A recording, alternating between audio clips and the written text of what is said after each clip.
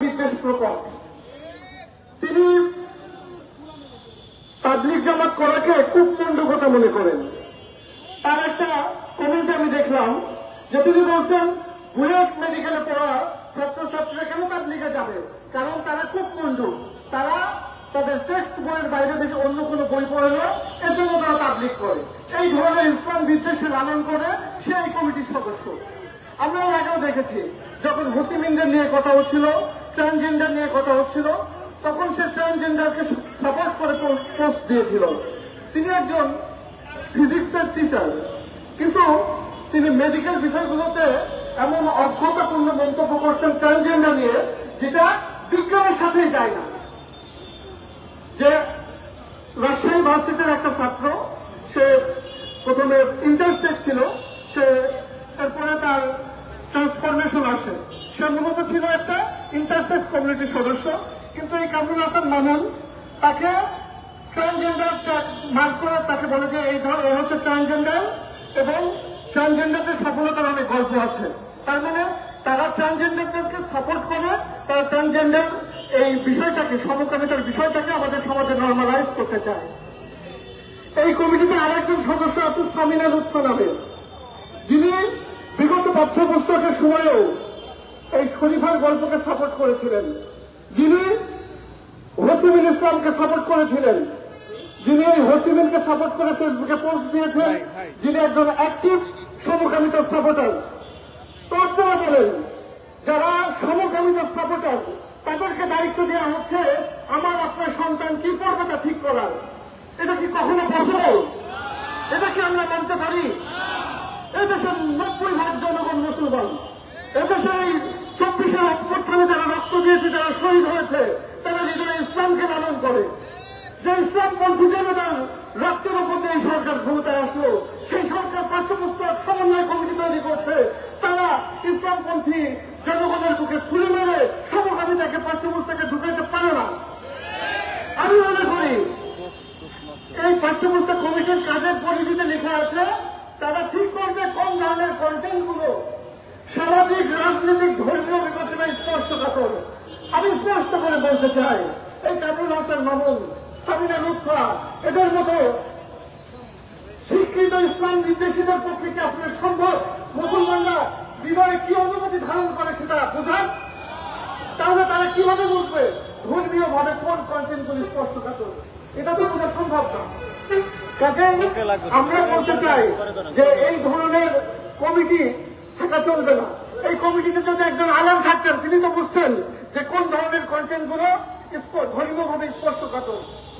তিনি তো বুঝতে পারতেন যে কোন ধরনের কন্টেন্ট আছে বাঙালি মুসলমানের মধ্যে তীব্র প্রতিক্রিয়া সৃষ্টি হবে। এজন্য আমাদের দাবি যে এই পাঠ্যপুস্তক সমন্বয় কমিটিতে ইসলামপন্থীদের অন্তর্ভুক্ত করতে হবে, আলেম সমাজের প্রতিনিধি থাকতে হবে, তৌহিদি জনতার প্রতিনিধি থাকতে হবে। যদি সেটা না থাকে তাহলে আমরা স্পষ্ট ভাষায় বলে দিতে চাই, সামনে আমরা এনসিটিভি ঘেরাও করব, সামনে আমরা এনসিটিভি ঘেরাও করব। এখানে পতিতদর্শ ওলামা একরাম আছেন, যিনি কমিউনিটির সদস্যরা আছেন, এখানে আছেন সুশীল সমাজের প্রতিনিধি, তারা আপনাদের সামনে কথা বলবেন, তারা এই উদ্বেগগুলোকে আপনাদের সামনে প্রকাশ করবেন, আপনারা এগুলো প্রচার করবেন। আপনাদেরও দায়িত্ব আছে, আপনাদেরও দায়িত্ব আছে। আমাদের সন্তানদের ভবিষ্যৎ শঙ্কার মুখে, আমাদের সন্তানদের ভবিষ্যৎ যখন শঙ্কার মুখে, তখন আমরা চুপ করে বসে থাকতে পারি না। আপনি মিডিয়া কর্মী, আপনার সন্তান আছে, আপনার ছোট ভাই স্কুলে পড়ে, আপনি নিশ্চয় চাইবেন না আপনার ছোট ভাইকে তারা এই বিকৃত মতাদর্শ নজর ধরে করুক। তো আমি অনুরোধ করব আমাদের শ্রদ্ধেয় সাহেব, আচ্ছা আমাদের পরে কথা বলবেন শরীফ আদহায় তবু ভাই, তিনি সরকারের সিইও। আমি আদহায় তবু ভাইকে আসসালামু আলাইকুম রহমতুল্লাহ। আমরা আমাদের যে শিক্ষা সংস্কার কমিটি যেটা করা হয়েছে, খুব কমন সেন্সের একটা ব্যাপার যে এই কমিটিতে যারা আছেন তারা আসলে শিক্ষার ব্যাপারে আইইআর থেকে পড়াশোনা করা বা কারিকুলাম ডেভেলপমেন্টের ব্যাপারে অভিজ্ঞ এখানে কেউ নাই, বরং এমন মানুষদেরকে দেওয়া হয়েছে যাদের অভিজ্ঞতা ও তাদের যোগ্যতা এটার সাথে যায় না। তো কমিটি যদি করতেই হয়, সংস্কার যদি করতে হয়, এমন মানুষকে নিয়ে করা উচিত যারা পড়াশোনা ব্যাপারটা কি বোঝে, বাচ্চাদের পড়াশোনা কিভাবে করানো উচিত সেটা জানে, এরকম মানুষদেরকে এখানে দেওয়া উচিত। এবং একই সাথে তারা যেন বাস্তবতা বিবর্জিত, এবং যেভাবে গত কারিকুলামটা আমরা দেখেছিলাম যে এমন একটা জিনিস ইমপ্লিমেন্ট করার চেষ্টা করা হয়েছে যে এখানে প্রপার পাইলটিং করা হয় নাই, টিচারদেরকে ট্রেনিং দেওয়া হয় নাই, গার্জিয়ানদেরকে এটার সাথে অ্যাকাস্টম করা হয় নাই, কিন্তু এটা ইমপ্লিমেন্ট করে দেওয়া হয়েছে, এটা ব্যাকফায়ার করেছে, ছাত্ররা বুঝতেই পারছে না কি করবে। তো এই কারণে সংস্কার মানে এমন সংস্কার যে সংস্কারটা কাজে লাগে। সুতরাং আমাদেরকে এমন মানুষদের দেওয়া উচিত যারা শিক্ষা ব্যাপারটা বোঝে, ইসলাম ব্যাপারটা বোঝে, এবং সেই অনুসারে তারা যেন এখানে কারেকশনটা আনে। ধন্যবাদ। আচ্ছা, আমি একটু এখন দিচ্ছি ডক্টর শামসুল আরিফিন থেকে আমি কিছু বলার জন্য অনুরোধ করছি।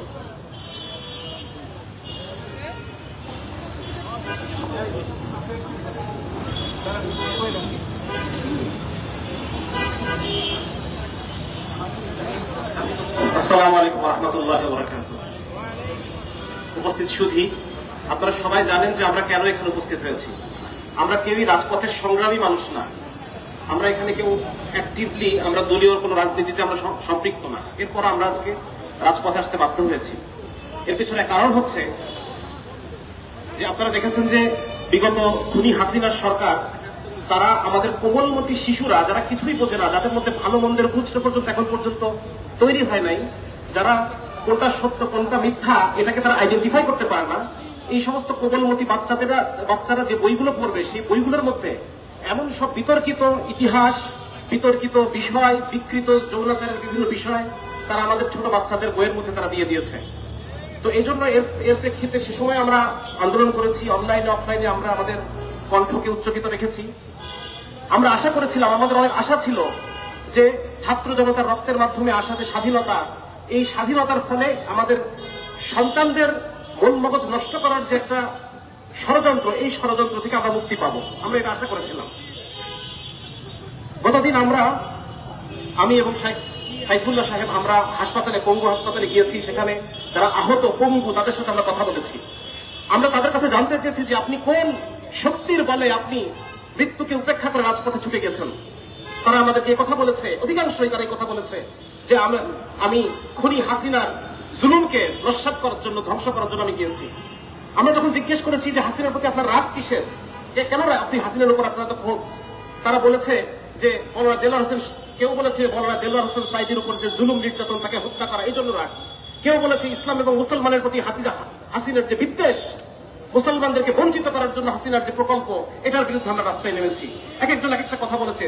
তার প্রত্যেকেই তারা বলেছে আমরা ইসলামের জন্য, আল্লাহর জন্য, রসুলের জন্য যে আবেগ, ওলামায়ে কেরামকে হেফাজতের 2013 সালের যে প্রোগ্রাম, সেখানে আওয়ামী লীগের বর্বরোচিত যে গণহত্যা, হ্যাঁ, এই জন্য হাসিনার প্রতি আমাদের ক্ষোভ। বিভিন্ন জন বিভিন্ন কথা বলেছে। তাদেরকে আমরা জিজ্ঞেস করেছি যে আপনি কেমন বাংলাদেশ দেখতে চান। তারা আমাদেরকে বলেছে যে আমরা একটা ইসলামের বাংলাদেশ দেখতে চাই, ইসলামের ইনসাফের বাংলাদেশ দেখতে চাই। তাহলে আমার কথা হচ্ছে যে আজকে যে পাঠ্যপুস্তক সংশোধনের জন্য যে কমিটি করা হয়েছে, সেই কমিটি থেকে আমাদের এই আহত পঙ্গু ভাইদের যারা শহীদ হয়েছে, তাদের যে মতাদর্শ, তাদের যে চিন্তা চেতনা, তাদের যে স্বপ্ন, সেই স্বপ্নের বাস্তবায়ন কি এই কমিটিতে আছে? এই কমিটিতে দেখেন কারা কারা আছে, আমরা আপনারা তো ইতিমধ্যে জেনেছেন। এই কমিটিতে এই সমাজের ক্ষুদ্রতম অংশ যারা নাস্তিক, নারীবাদী, ফেমিনিস্ট, এদের প্রতিনিধি এই কমিটিতে আছে। তাহলে আমার কথা হচ্ছে যারা 90% মুসলমান, এই 90% মুসলমানের প্রতিনিধি এই কমিটিতে কোথায়? মুসলমানের প্রতিনিধি এখানে কোথায়? এই যে পাঠ্যপুস্তক প্রণীত হবে সেটার অধিকাংশ পাঠক, 90% পাঠক হচ্ছে আমার আপনার সন্তান। তাহলে আমার আপনার সন্তান কি পড়ছে সেটা কি একজন নাস্তিক ঠিক করে দিবে? একজন যে আমাদের সমাজকে ধ্বংস করতে চায়, আমাদের পরিবারকে ধ্বংস করতে চায়, আমাদের ঈমান আমলকে ধ্বংস করতে চায়, এরকম মানুষের হাতে আমি আমার সন্তানকে ছেড়ে দেবো? কখনোই না। আমি আপনাদের মাধ্যমে বর্তমান সরকারকে যে মেসেজটা দিতে চাই সেটা হচ্ছে, দেখেন, বিগত হাসিনা সরকার থেকে আপনারা শিক্ষা নেন। সংখ্যাগুরুকে বঞ্চিত ফিল করাবেন না, আমাদেরকে এই ফিল করাবেন না যে আমরা বঞ্চিত। আমাদের দিন, আমাদের ধর্ম, আমাদের পরিবার হুমকির মুখে, এমন অনুভূতি যেন আমাদের মধ্যে জাগ্রত না হয়। দ্বিতীয় কথা যেটা বলতে চাই সেটা হচ্ছে যে দেখেন, আমরা মুসলমান, আমাদের রোজা রেখে অভ্যাস আছে, আমরা সারা মাস রোজা রাখি। একবেলা না খেলে আমাদের সমস্যা নাই, কিন্তু আপনি যদি আমাদের ধর্মে হাত দেন, আপনি যদি আমার সন্তানকে আমার থেকে ছিনায় নেওয়ার প্রচেষ্টা করেন, তাহলে আমরা থেমে থাকবো না। রক্ত একবার আমরা দিয়েছি, আপনি যদি হাসিনা থেকে শিক্ষা না নেন তাহলে প্রস্তুত থাকেন। আমাদের খাবার বা অন্য বস্ত্র না হলেও আমাদের চলবে, কিন্তু ইসলামকে বিকৃত করবেন আর আমাদের সন্তানকে সমকামী বানিয়ে আমাদের কাছ থেকে ছিনিয়ে নেবেন, পরিবারগুলোকে ধ্বংস করে দিবেন, এই আমরা বরদাস্ত করবো না। 2 নম্বর বলতে চাই, আরেকটা কথা সে বলে বিশেষ করে দিচ্ছি, সেটা হচ্ছে দেখেন, আমরা ছাপোষা মানুষ, যা করি আমরা আমার পরিবারের জন্য করি, আমার সন্তানের জন্য করি, ঠিক কিনা? সারাদিন গাধার মতো খাটি শুধু আমার সন্তানের জন্য। সেই সন্তানকে যদি আপনি আমাদের কাছ থেকে নিয়ে যেতে চান, তাহলে সেই হাত আমরা ভেঙে দেব, সেই হাত আমরা অক্ষত রাখবো না। পরিশেষে বলতে চাই, আমাদের দাবি হচ্ছে অবিলম্বে প্রফেসর কামরুল হাসান মামুন এবং প্রফেসর সামিনা লুৎফাকে এই কমিটি থেকে বাদ দিতে হবে, এবং বাদ দিয়ে এখানে একজন আলেম এবং দ্বিতীয়ত একজন ধর্মপ্রাণ শিক্ষাবিদকে এই কমিটির মধ্যে অন্তর্ভুক্ত করতে হবে। এটা 24 ঘন্টার মধ্যে করতে হবে, 24 ঘন্টার আলটিমেটাম, নাহলে পরে আমাদের আরো কর্মসূচি সামনে আসছে। এবং আপনারা যারা আছেন, আপনাদের উদ্দেশ্যে আমাদের অনুরোধ, আপনারা নিজের থেকে কোনো অপ্রীতিকর কর্মকাণ্ড না ঘটিয়ে আমরা যে কর্মসূচি ডাক দেবো সেই কর্মসূচিতে আপনারা সর্বতভাবে সামিল হবে ইনশাআল্লাহ তাআলা। কথা বলে আমি আমার বক্তব্য শেষ করে দিচ্ছি। আসসালামু আলাইকুম ওয়া রাহমাতুল্লাহি ওয়া বারাকাতুহু। সম্মানিত সাংবাদিক বন্ধুরা, সম্মানিত দেশপ্রেমিক জনতা, আপনারা দেখেছেন প্রেস ক্লাবের সামনে অনেক ধরনের মানববন্ধন হয়, কিন্তু আজকের মানববন্ধন কেবল মানববন্ধন নয়, এটি একটি গণজাগরণ এবং এটি একটি সাধারণ মানুষের মহামিলনের রূপ ধারণ করেছে ইতিমধ্যেই। এখানে যে কোনো ধরনের মানববন্ধনের জন্য আমরা দেখেছি অনেক সময় ব্যানার ধরার মতো লোক অভাব বোধ করে, কিন্তু আজকে এখানে লোক দাঁড়ানোর মতো জায়গা নেই। এটাই প্রমাণ করে এদেশের মানুষ তাদের সন্তানদের ভবিষ্যৎ নিয়ে, তাদের শিক্ষা নিয়ে ছিনিমিনি খেলার অধিকার যেরকম কাউকে দিয়েছিল না, আগামীতেও কাউকে এই দেশের শিক্ষা নিয়ে, সংস্কার নিয়ে ছিনিমিনি খেলতে দেওয়া হবে না। এ পর্যায়ে আপনাদের মাঝে কথা বলবেন ড্যাফোডিল ইউনিভার্সিটির সম্মানিত অধ্যাপক, বাংলাদেশের প্রথিত যশা অন্যতম আলেমে দ্বীন, পরিচিত মুখ আমাদের প্রফেসর ডক্টর মুক্তার আহমেদ স্যার। কথা বলছেন ডক্টর মুক্তার আহমেদ স্যার। আসসালামু আলাইকুম ওয়া রাহমাতুল্লাহি ওয়া বারাকাতুহু। আলহামদুলিল্লাহ ওয়া সলাতু ওয়া সালামু আলা রাসূলিল্লাহ ওয়া আলা আলিহি ওয়া আসহাবিহি ওয়া মান ওয়ালা, আম্মা বা'দ। সম্মানিত ভাইয়েরা এবং বোনেরা, জুলাইয়ের রক্তের দাগ এখনো শেষ হয়ে যায়নি। এখনো যদি আমরা রাস্তাঘাটের দিকে তাকাই, তাহলে দেখব এখনো ছোপ ছোপ রক্তের দাগ বিভিন্ন জায়গায় লেগে আছে। যে সকল ব্যক্তিরা আহত হয়েছেন, প্রতিদিন এখনো আমরা সংবাদ পাই যে হসপিটালে তারা মারা যাচ্ছেন, এবং যারা নিহত হয়েছেন তাদের স্বজনরা এখনো স্বজন হারানোর সেই বেদনা তারা বুঝতে পারেনি। এখনো আমরা এই জুলাই এর 5ই জুলাই থেকে আবার আমরা 1-1.5 মাস পরে আবার রাস্তায় আমাদেরকে নামতে হবে, এটা আমরা কখনো ভাবতে পারিনি। আমরা বলেছিলাম আমাদেরকে যেন আবার রাস্তায় নামতে না হয়, তৌহিদি জনতাকে যেন আবার রাস্তায় নামতে না হয়, কিন্তু আমাদেরকে দুর্ভাগ্যজনক ভাবে 1.5 মাসের মাথায় আবার রাস্তায় নামতে হয়েছে। আমরা আজকে কেন এখানে একত্রিত হয়েছি আপনারা জানেন। আমাদের ফ্যাসিবাদের বিরুদ্ধে আমরা যে বিপ্লব করেছিলাম, যে বিপ্লব এখানে সংগঠিত হয়েছে, সেখানে তৌহিদি জনতার বিশাল বড় ভূমিকা ছিল। ওলামায়ে কেরাম সেখানে তারা মৌলিক ভূমিকা পালন করেছে, শাহাদাত বরণ করেছে। এখানে প্রচুর পরিমাণ মাদ্রাসার ছাত্র, হাফেজে কোরআনরা, আলেমরা তারা শাহাদাত বরণ করেছেন, যাদের রক্তের উপর ভিত্তি করে আমরা এই স্বাধীনতা পেয়েছি। আবার নতুন করে তাদের সাথে গাদ্দারি করার একটা প্রবণতা আমরা দেখতে পাচ্ছি। সেই কারণে আমরা মূলত এখানে একত্রিত হয়েছি। আমাদেরকে মনে রাখতে হবে, বাংলাদেশের তৌহিদি জনতারা, ওলামায়ে কেরাম এখানে বাংলাদেশের স্বাধীনতার তার রক্ষা কবচ। অতএব যখনই বাংলাদেশের স্বাধীনতার বিরুদ্ধে একদল লোক যখন তারা ষড়যন্ত্র বা চক্রান্ত শুরু করে, তখন ওলামায়ে কেরাম তারা গর্জে ওঠেন। আমরা সম্মানিত সাথীরা, সম্মানিত বন্ধুরা, প্রিয় দেশবাসী, আমরা এখানে একত্রিত হয়েছি আমাদের শিক্ষাকে কেন্দ্র করে। আবার এখানে চক্রান্ত এবং ষড়যন্ত্রের এখানে আমরা দেখতে পাচ্ছি দাবানল আবার বেজে উঠেছে। আমরা দেখতে পাচ্ছি এখানে আবার সেই শাহবাগী চেতনার লোকেরা, হতে পারে যে তারা স্বৈরাচারের দোষর তারা ছিল না, কিন্তু স্বৈরাচারের চেতনা, তারা শিক্ষার চেতনা তারা লালন করে। এই চেতনাধারীরা আমাদের 90% মানুষের, মুসলমানদের তাদের শিক্ষার সিলেবাস কি হবে অথবা তাদের শিক্ষার দর্শন কি হবে, এটা তারা ঠিক করে দেবে। তৌহিদ জনতা এটা কোনো অবস্থায় মেনে নেবে না। সেই কারণে এখান থেকে আমরা ঘোষণা করতে চাই, এখানে যাদেরকে এই কমিটিতে অন্তর্ভুক্ত করা হয়েছে, এদের মধ্যে চিহ্নিত শাহবাগী রয়েছে, শাহবাগী চেতনাধারী রয়েছে, ইসলাম বিদ্বেষী রয়েছে, সমকামী এই আইডিয়াকে প্রমোট করে এরকম চিহ্নিত লোকেরা এখানে রয়েছে। অবিলম্বে তাদেরকে কমিটি থেকে অবশ্যই তাদেরকে বহিষ্কার করতে হবে। যদি বহিষ্কার না করা হয়, 24 ঘন্টার আলটিমেটাম এখানে দেওয়া হলো। যদি বহিষ্কার না করা হয় তাহলে পরবর্তীতে প্রয়োজনে বাংলাদেশের আপামর তৌহিদি জনতাকে নিয়ে আমরা বৃহত্তর আন্দোলন আবার গড়ে তুলবো। প্রয়োজনে আবার আমরা রাস্তায় নামবো, আবার রাস্তা প্রয়োজন আমরা দখল করব। এটা আমরা বলতে চাই, এই বাংলাদেশ গড়ার জন্য আমরা আপনাদের সহযোগী হিসাবে থাকতে চাই। আমাদের সহযোগিতা আপনি অবশ্যই গ্রহণ করুন।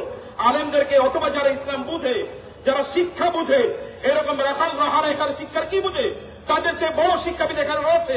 সামিনা লুৎফা এখানে শিক্ষার কি বুঝে, অথবা এখানে মোহাম্মদ আজমরা শিক্ষার কি বুঝে, তাদের চেয়ে বড় বড় শিক্ষাবিদ রয়ে গেছে। তাদেরকে অবশ্যই এই কমিটি অন্তর্ভুক্ত করাতেই হবে। আলেমদেরকে এখানে অবশ্যই অন্তর্ভুক্ত করতে হবে এবং তাদের মাধ্যমে শিক্ষার পরিমার্জন এবং সংস্কার অবশ্যই করতে হবে। আমরা জানি এই কমিটিতে একজন দিনদার এবং আল্লাহর একজন লোক রয়েছেন, কিন্তু তার বিরুদ্ধে চক্রান্ত করা হচ্ছে যেন তাকে সেখান থেকে সরানো হয়। এই সামিনা লুৎফারা তারা এবং তাদের রাখাল রাহারা তারা এই ষড়যন্ত্র করছে। তাকে সেখান থেকে বহিষ্কার করার জন্য অথবা তাকে সেখান থেকে উইথড্র করার জন্য তারা চাপ দিচ্ছে। আমরা বলে দিতে চাই, বাংলাদেশের তৌহিদি জনতা এরা প্রচন্ড সজাগ এবং সচেতন। একটা 16 বছরের একটা স্বৈরাচারকে কিভাবে পতন করেছে তা আপনারা দেখতে পান নাই? অতএব স্বৈরাচারের প্রতিধ্বনি শাহবাগ থেকে যেভাবে উচ্চারিত হয়েছিল, সেই শাহবাগীরা আবার স্বৈরাচারের সেই প্রতিধ্বনি আবার সিলেবাসের মাধ্যমে, শিক্ষার মাধ্যমে আমাদের সামনে তারা গড়ে দেবে অথবা তারা উপস্থাপন করবে, তা আমরা করতে দেব না। আমাদের বক্তব্যকে ইমিডিয়েটলি যাদের বিরুদ্ধে অভিযোগ আছে তাদেরকে কমিটি থেকে উইথড্র করতে হবে। ওলামায়ে কেরামদের মধ্যে যারা শিক্ষাবিদ রয়েছেন তাদেরকে এখানে অবশ্যই অন্তর্ভুক্ত করতে হবে। আদারওয়াইজ আবার বাংলাদেশের এই রাজপথ, আবার তৌহিদি জনতা আবার এটাকে দখল করে নেবে ইনশাআল্লাহ। আল্লাহ সুবহানাহু ওয়া তাআলা আমাদের এই দেশকে, আমরা যে স্বাধীনতা রক্তের বিনিময়ে অর্জন করেছি, প্রায় 1500 লোক এখনো পর্যন্ত রেকর্ডে যারা শাহাদাত বরণ করেছেন, 25,000-এর মতো লোক যারা আহত হয়েছেন, এখনো তাদের চিকিৎসা এখন আমরা নিশ্চিত করতে পারিনি, তাদের পাশে এখন আমরা দাঁড়াতে পারিনি, এখনো তাদের কষ্টগুলো আমরা দূর করতে পারিনি। অথচ আমাদেরকে আবার রাজপথে আসতে হয়েছে। যাদের কারণে রাজপথে আসতে হয়েছে তাদেরকে হুঁশিয়ার করিতে চাই, তারা অবশ্যই এখান থেকে পদত্যাগ করবেন অথবা বাংলাদেশ নিয়ে তারা নতুন কোন ষড়যন্ত্র আঁটবেন না। ষড়যন্ত্র যদি আঁটা হয় তাহলে এই হাতকে কিভাবে ভেঙে দিতে হয় তৌহিদি জনতা ওলামায়ে কেরাম ওটা ভালো করে জানেন। আল্লাহ সুবহানাহু ওয়া তাআলা আমাদের দেশকে রক্ষা করুন। আল্লাহুম্মা আমিন। ওয়াসসালামু আলাইকুম ওয়া রাহমাতুল্লাহি ওয়া বারাকাতুহু। এ পর্যায়ে সংক্ষিপ্ত কথা বলবেন বাংলাদেশের অন্যতম একজন আলেম দ্বীন আবু মোহাম্মদ রহমানী, যার বিতর্ক এবং যার বিভিন্ন পর্যায়ের ইসলামিক গবেষণা রয়েছে। কথা বলছেন আবু মোহাম্মদ রহমানী সংক্ষিপ্তভাবে। অনেক আলেম ওলামা, অনেক শিক্ষাবিদ এখানে এসেছেন, আমরা সকলে হয়তো কথা বলতে পারবো না, কিন্তু মূল বার্তা আমাদের সাংবাদিক বন্ধুদের সামনে আমরা উপস্থাপন করব। সংক্ষিপ্ত কথা বলছেন আবু মোহাম্মদ রহমানী।